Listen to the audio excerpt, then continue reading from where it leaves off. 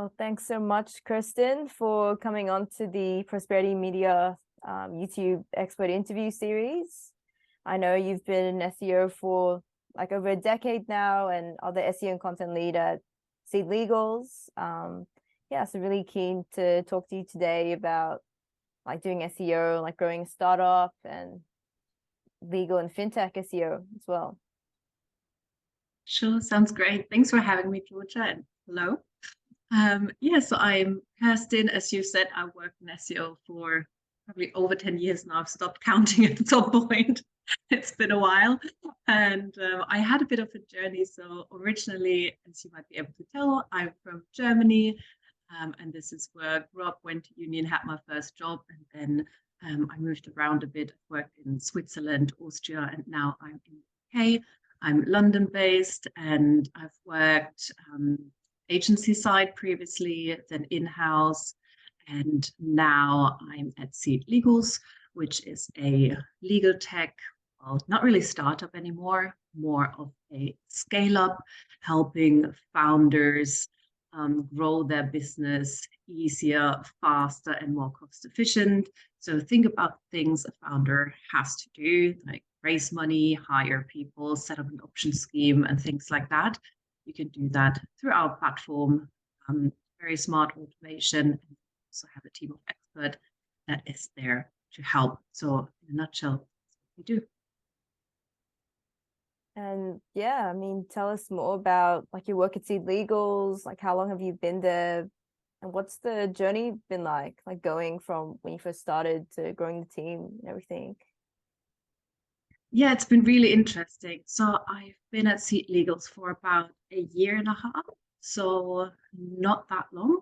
And when I started there, I think we were about 3 people in the marketing team, and now we're about 15. So we're still a small team, but that means we were basically setting up everything from scratch. And that is also something that I really, really love about startups, that you have more flexibility to do things and really bring yourself into the company. I guess that's what I was looking for previously. I was in-house at bigger companies where things tended to be a bit more slow.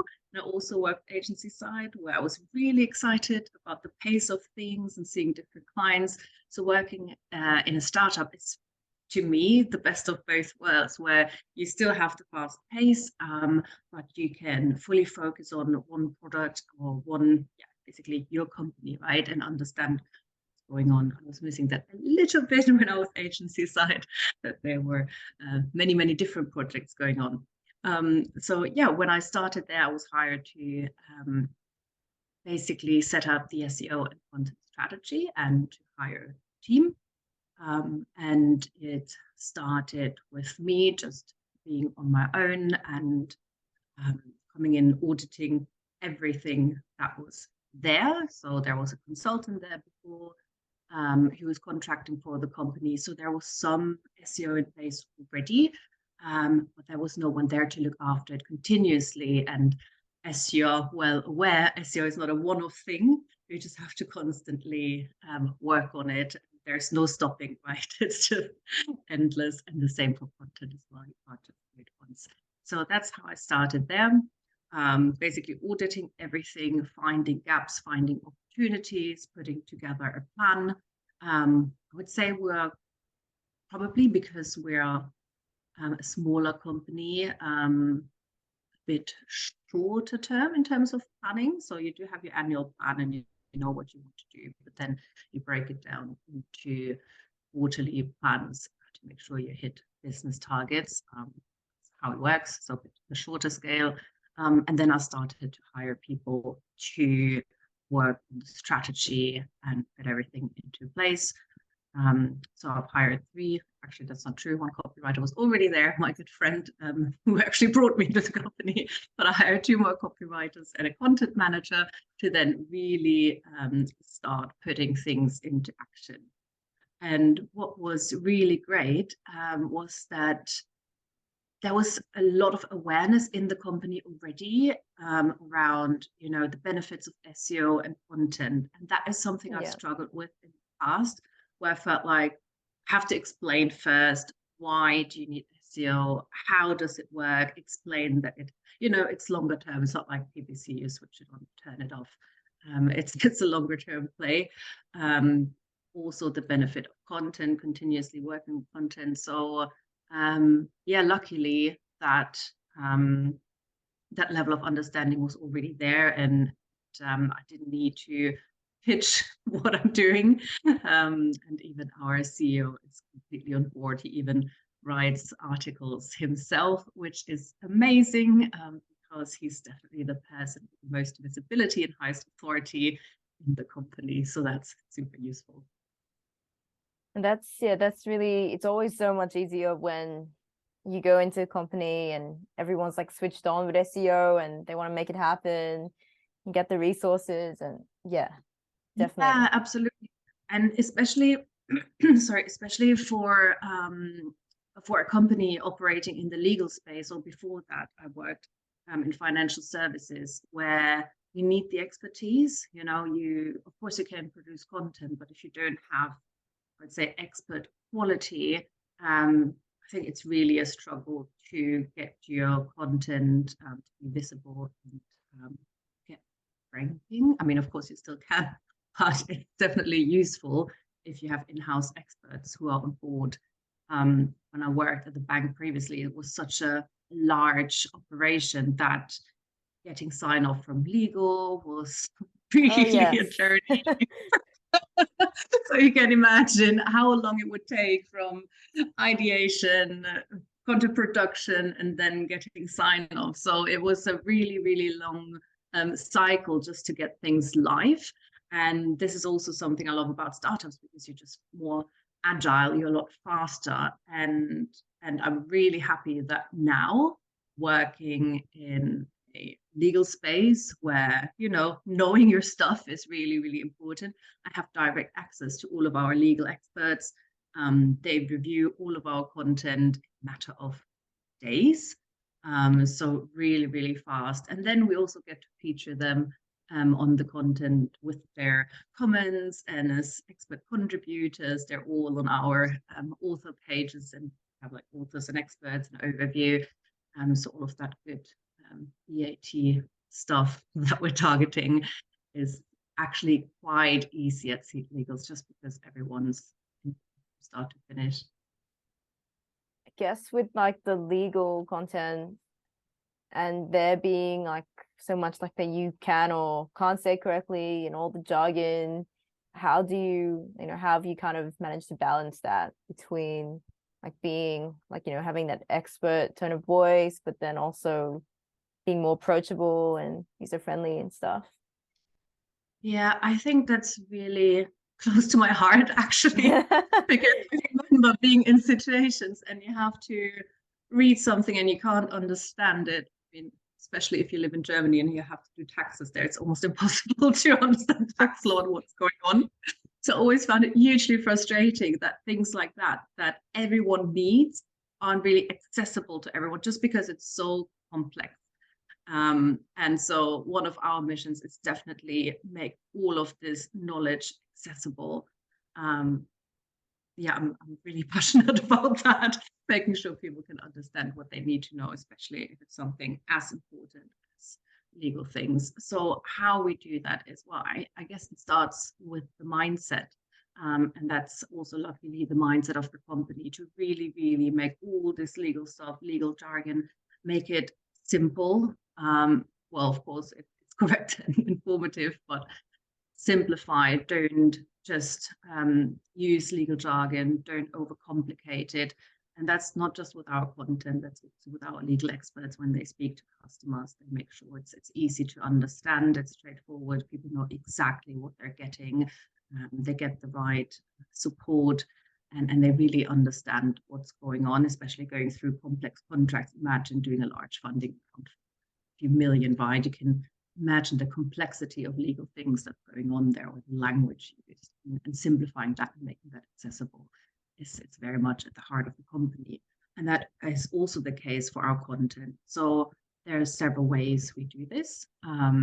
We do have writing guides, we have tone of voice guides, writing style guides where everything is documented, where basically our writers can go and see what complex work you substitute with others, how do you simplify things, and then also if we have content that was not written by our copywriters, but it was written by our legal experts, you can really tell the difference, right? Because they're used to writing in a completely different style, more formal, using different words, but then it still goes through the content team for review and editing, just to make sure it's, still the rich content that we want to have, with the language simpler. Then we have jargon busters on the website, or specific legal terminology, and trying to make it accessible as well. So it's a mixture of having guides in place for our internal teams and having a well set up process content before it goes live, to make sure it hits the right tone and it's easy enough for people to understand. Also, one thing we also need to be aware of, and again, in terms of making content accessible, is that not everyone who's our customer is also a native English speaker, right? So sometimes it might not be legal jargon, but it might just be, whatever saying you might use as a native speaker, and you know exactly what it means. But if English is not your first language, that might be more difficult. So we also keep an eye on that to make sure that it's understandable and it's digestible. I know you mentioned that like when you first started, it was around like 3 people in the marketing team who were there, and now there's like 15. Definitely, yeah, seems like really positive growth, like in a pretty quick amount of time. Like what have you I mean, what do you think has been most in like the most important roles, I guess, like when as you scaled up, to have around? Good question. My one, of course. No, I'm joking. Yeah, can't forget that. Yeah. No, I think you could work with a contractor instead of me, maybe. I don't know. I think the good thing is that I'm there to push for things and say yes and say no, which is very, very important, to say no as well. It's not an easy job, but it's necessary because there's so many ideas and so many requests. So yeah, you do need someone who understands business priorities and manage day-to-day tasks accordingly. So I would say my role is fairly important, but I think who was there before me and who hired me is our VP of marketing. And I think that's a very strategic hire for any startup, probably, that you bring in someone who's incredibly experienced and just really good at what they do. And then they start building out the marketing function. So yeah, definitely our VP of marketing, a very, very crucial role for the business. And then, well, I guess it depends a bit on your strategy and what marketing channels you want to focus on, because we're a startup, and which is quite unusual, but we're profitable already. We are in a great situation where we can actually invest in long-term, cost-efficient channels, so events, CRM, SEO. Apart from relying heavily on paid media. I've had that in previous companies where the strategy was completely different. There was a need for very, very quick results. So a lot of money was poured into paid marketing because the results come a lot quicker. So it really depends on your company focus and what channels you want to invest in. But at SeedLegals, I think we're seeing really good results from events, running webinars, in-person events with founders. There's always huge demand there, especially if we do something like a founder investor speed dating or pitch type of event. So that's fairly low cost, but we get a lot of traction with that. So I would say our events manager is definitely hugely important, and she's incredibly fast and efficient. So there's many events every week, which is great. Then I think CRM is also very important to work at marketing and sales to make sure we are very well connected. We know who our customers are. We know how to them engaged, how to stay in touch with them, and then also working together with content. Imagine all of the content that we have, if people just come read it, they might disappear. But if we can entice them to sign up to a newsletter, to download something, and then they basically moved into our CRM funnel and we keep in touch with them, that's also a very good, I would say, low cost channel for us to build conversions. So CRM manager, also very important. And then for me personally, of course, what would I do without my writers? To me, they're hugely important, because of course I couldn't do it all on my own. Of course, I could work with agencies, so that's definitely an alternative, and that's how I've worked in previous roles. So maybe in some cases, or even most cases, I don't know, in-house writers might not be, the most important role.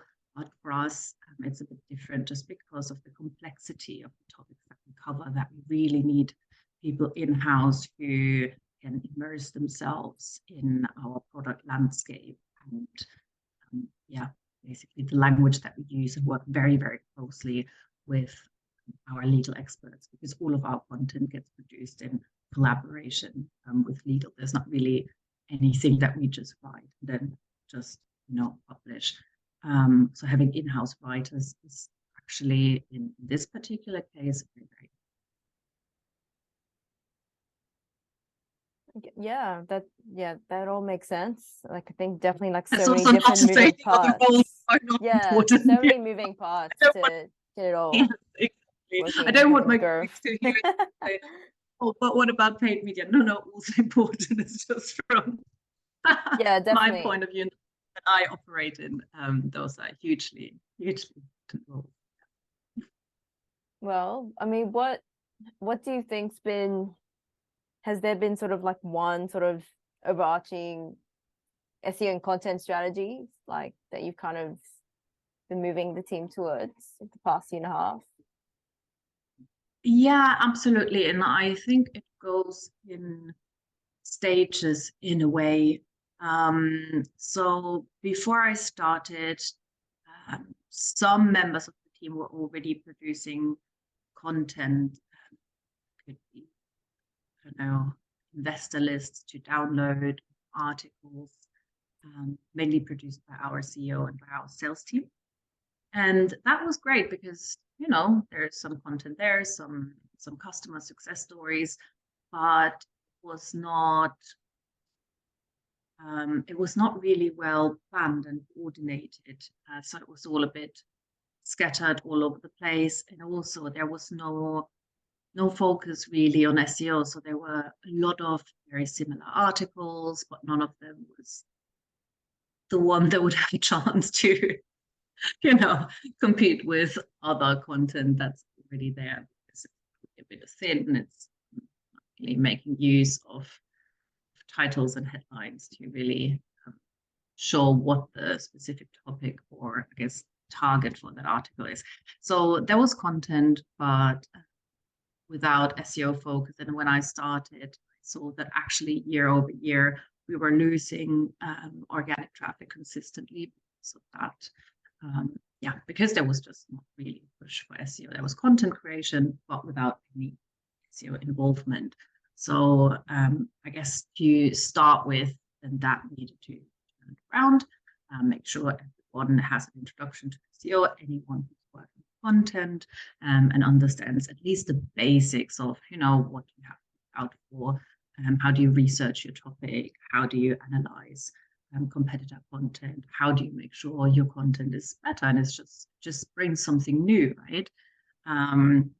So education around what makes content, I guess, ranking worthy, if you want to call it that, and then putting together a strategy of what to publish, because before it was more, what came to mind, what could be interesting, and it was more decided by the individual rather than having a overarching strategy. So putting together a content calendar is hugely important to make sure whatever we produce, there's demand.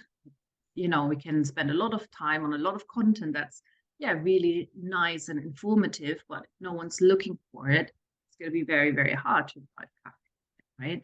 So make sure there's demand, and make sure it's closely aligned with our products, because we could be, again, talking about anything. The founder space, the startup space is huge, right? There's many interesting topics, but what aligns closely with what we then have to offer to them? So make sure it's also aligned to our product offering. And then, of course, this is probably an easy one, but also make sure there is some consideration for seasonality, and make sure we are covering the right things at the right time. And then, yeah, putting a plan together of what we should cover in terms of content. So building out that content library was sort of the first step to it. And then from there, once you have a defined publishing cadence that works for you, that makes sense for your team, always think about, now, how can this content contribute to conversions? And so you need to think about different types of content, right? So for us, the next step was to basically enhance our articles with additional content, with checklists to download, ebooks to download, guides to download. If we're talking about funding rounds, maybe we're running an event, so you can read the article, and then the call to action would be join our online webinar next week. Then we capture you as a reader, and you're not just going to leave, maybe never come back.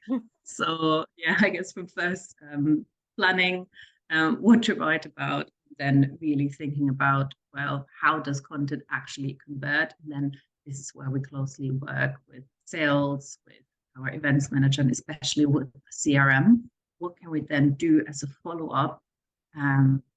What are email sequences we can follow up with that are actually interesting, because we know what people were interested in when they came to the website, right? Know what they're reading. So just to make sure we capture them, we keep in touch with them, it's the next step. And then something that I want to do more this year, or we want to do more this year, is also branch out to other platforms and basically increase our visibility across different content formats. So at the moment, our content is a lot of written content, and of course we have our webinars, but there isn't a huge connection, and we produce so much video material through our webinars and events that's easily shareable, right? You can post it on YouTube, you can share it on social media. So I think this is something where we can still get better by making sure we really use all of this content in different areas that we already have and make the most of it. So that would be step 3 in our content journey. No, that all sounds really exciting. Yeah. I recently saw there's even, with all the AI tools coming out, there's a GPT-3 one where it kind of it'll churn out the transcript for you from your videos, and so you don't have to get it typed out anymore, stuff like that. Yeah, could definitely speed things up. I think there's a lot of opportunity now with AI and AI getting better. I guess in our case, it's still a bit, probably not in our case, but to be used cautiously. So we've worked on using basically all of our content as training material, right? So it would be fantastic if we could have our own AI that could respond with legal specific answers of content that would hugely support our service team. They just need to pop the quick answers, and it's already there, easier. Same for us in terms of content writing, if it could support with some of the research, some of the drafting. Of course, nothing would ever go out without anyone reviewing and editing, but it could definitely speed up the process. It's just that we've noticed in our case, it puts together very nice sounding sentences, but they might not necessarily be correct. So I think we are still a bit off, but I think with the right and the training data and for training, it could be game changing. AI. It was funny. One of our writers. I asked our writers, "How do you feel about this? Is it weird that now there's this thing that could potentially write, which again, if you use it for things to scale, like here are these 100 articles produced, social media posts, but that's fantastic, right? No, you don't really need to put someone there to spend time on that. But anyway, I thought it was quite curious. One of our writers said she likes the opportunities that come with it, but it feels a little bit like cheating. And I thought that was interesting because so much work still goes into it, talking to our experts internally and putting that into the content. So drafting something and feeling like cheating, I thought it's almost like feeling bad for using your car or public transport because you could be walking, right? So maybe one day we'll see it like that, where it's maybe a normal part of our workflow, or maybe not. We need to see. I think, potential is there, but work. That's something you guys are testing much at the moment, like trying to put AI into the content workflow? Yeah, absolutely. Because there's, I guess, different use cases, not just for content, but also for customer-facing teams. I would say, especially like early support, where answers are very, straightforward and repetitive. Of course, anything more in depth and complex can't be, generated by AI. But if it's just the basics, potentially yes. Maybe sales messaging, outbound emails, things like that. I think there's an opportunity there. And for us, I think AI could really help with doing things at scale. From ideation to outlining things, drafting things, producing snippets from long form content. We have a lot of long content, and I think AI would be very useful to break that down into smaller chunks to then be shared on social or in a different form. As you said, creating transcripts from webinars, packaging this up again for short social media snippets. Image generation is something that could be really interesting. We're definitely exploring. We have an internal working group set up with our data team, because there's also, it's not just content, right? There are so many use cases. And if we could, for example, have a standard set of database queries that anyone in the company could use to query our data warehouse. For example, if you don't know SQL, you want to write queries, AI can do that for you. Our data team has less work because then everyone can self-serve. So definitely a big focus at the moment, and we're exploring different use cases.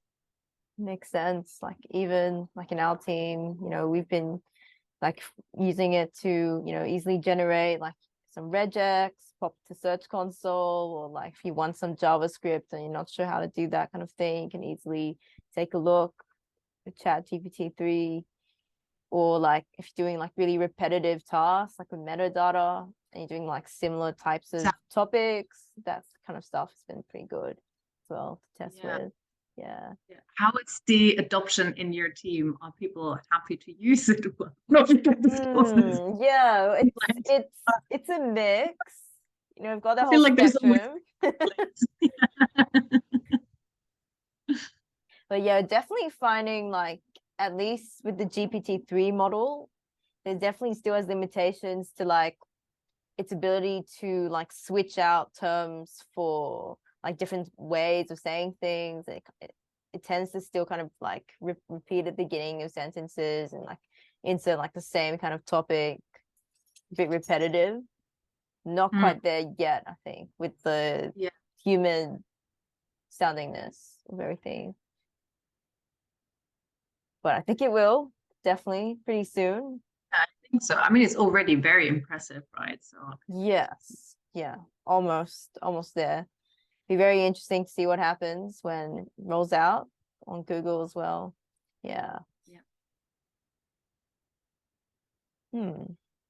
And I guess one of the other questions I want to ask you was like, I know that you wrote a chapter in like a book on like the Mastering In-House SEO book. Yep. I guess like for anyone else in my team as well who's like thinking like one day maybe I can write a book on something in SEO too or anything like that. Like how did you get into it, and like what was this main message that you had in that chapter? Yeah, I think I was very fortunate in that I didn't have to write a whole book, right? It's a chapter contribution, which makes it a lot easier. Yeah, sure. And I got into it, let me think, that's the second year I was featured. So it's a project from Majestic, and David Bain is leading it. So he basically put together, well, I guess he scouted the people he wanted to feature in the book. And then it was, I guess, just a matter of having a conversation, agreeing on a topic. And that's how it started. So I wish I would have a better tip into how to become an author. I guess anyone can now self-publish on Amazon, so maybe that's the way to go. I don't know. That's true. Self-publishing, yeah. Yeah, exactly. So that's something, and I think if you work in SEO and content, you probably already know how to market your self-published book as well. But for me, yeah, it was a matter of having a conversation about it and then contributing. And there are a few things I strongly believe in that might be fairly simple, but sometimes it's good to be reminded. I guess the first thing that I always remember myself is done is better than perfect. And I think that's especially true for SEO, where sometimes your biggest competitive advantage is to get things out. I think a lot of people have great ideas and great knowledge, but if you can't get anything implemented, you struggle. I've had this frustration a lot when I worked agency side, that, you know, we worked on fantastic projects with clients, but then the time to implement things client side is very, very long. So anyway, so that's one of my big beliefs, is get things done, do it faster than your competition, you have a big advantage. So that was my contribution in the previous year. And then for 2023, my recommendation was to, I guess, not forget about tools, but to roll up your sleeves and do the manual work. I think it's very tempting to rely heavily on tools now, writing AIs, but generally I think it's very tempting, because in most cases you work with restrictions, right? You work with limited time, you work with limited budget, and probably you have limitation around your team and team capacity. So we're always looking for ways to make things faster and speed things up. I think tools can definitely help with that. Tools can very much help to do things at scale. In some areas, you just have to use tools. I think, for example, if you do technical SEO, tech audits, you know, there's you just need to have tools. So I'm not saying don't use tools, but definitely emphasize on manual work. I think sometimes when we rely on tools too heavily, we might miss opportunities, or we might even focus on the wrong thing. And I've seen this several times. Content, for example, where, you know, you do your keyword research, you cluster your keywords, and then you come up with topic items that you want to cover. And you probably do this looking at search volume to understand what is the potential if we invest time covering this topic. What is the demand? What is the traffic? What are the conversions we can generate on the back of that? Sorry. So I guess generally, I would say that's the right approach. But what tools cannot tell you is that the thing that aligns closest to your business. Yeah, 100%. You know, will it really contribute to your overarching business strategy? And I think this is also where you can differentiate from from your competition, or generally as a professional, if you're in a job interview, if you can demonstrate you understand that, I think that's hugely important. I think sometimes with SEOs, we're so stuck in our way of thinking. I know what you mean. Yeah. I mean, you can see raging debates on Twitter about like really, really small things. But I mean, generally, just do manual digging. Just don't rely on best practices, and always understand what is it that it does for your business. And I think sometimes that gets lost. We only rely on tools. It's bringing together your SEO and your content strategy with your business strategy, because in the end, that's what you're there for. That's what you're paid to do, to drive revenue for your company, right? So that's the bottom line, and that I think you will get to if you also do the manual work. And then I guess another area where sometimes I laugh when I see the auto-generated audits, like technical audits from tools. Again, of course, it's hugely helpful to understand what is broken, what's not working, but sometimes it's just correct. So you might have a big red flag saying, oh, these pages are not indexed, and it looks super scary. And if you just believe the tool, you might think, oh, something is wrong. But then actually, if you look at it, you see, oh, well, all of those are, I don't know, PPC landing pages, and we really don't want them to index. So this big red flag is actually, you can ignore it. So I think sometimes it might lead us into a direction where we spend time on things that are not necessary. I think it's also always good to put things into perspective. So there might be things wrong on your website, but if you audit your competitors, and I don't know, they are not doing better than you, then actually you might find that in comparison to your benchmark, they're doing well. So that in terms of, I don't know, your backlink profile or load times on your website. Yes, of course, you can always be better. You can always improve.